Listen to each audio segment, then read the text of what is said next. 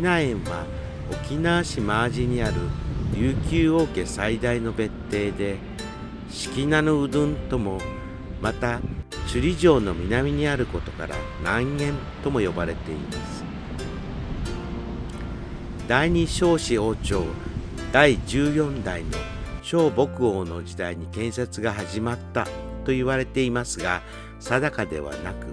第15代の蕭恩王の時代の1799年に完成しました。中国の様式と沖縄独自の様式の折衷様式で建築されており、完成当時は中国皇帝からの使者である冊封使または殺風使をもてなす迎賓館として使われていました。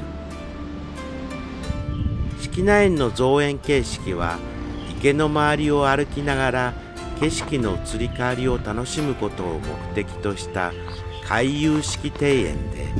かつて春には池の東の梅林に花が咲いてその香りが漂い、夏には中島や泉のほとりの富士、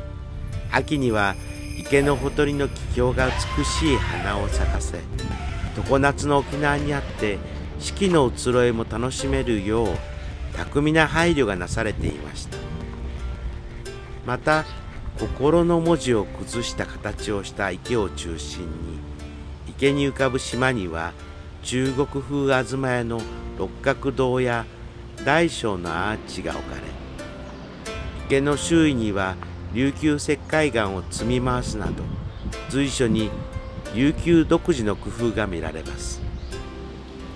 また園内には観光台と呼ばれる沖縄本島南部一帯を見渡すことのできる展望台がありますが、殺風使に海が見えないぐらい沖縄大きいのだと見せるため、